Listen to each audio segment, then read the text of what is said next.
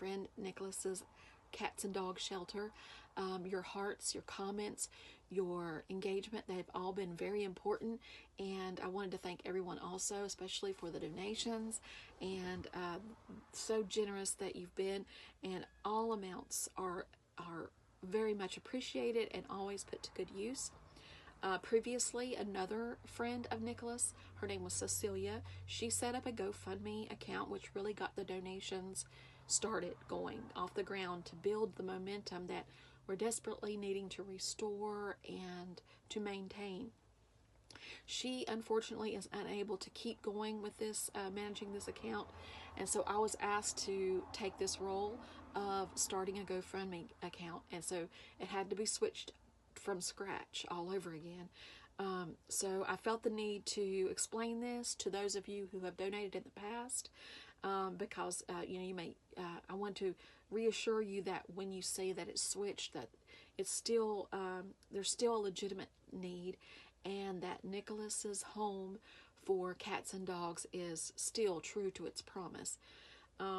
Since I began to support the shelter, I have seen the animals slowly gaining weight, and I see that Nicholas does spend a great deal of time and effort caring for these animals. Since I started to work with him even more, I came to trust him even more, because he shows me the receipts for the food, the rent, the bills, and he doesn't ask for a penny more than what is truly needed.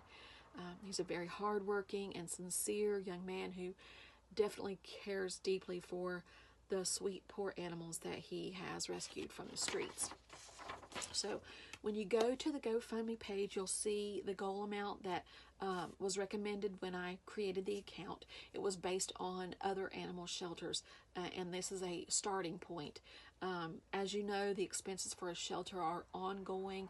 There's a constant need for food, and every month there's preventatives that for fleas and ticks, and vaccines that needed, and things like that.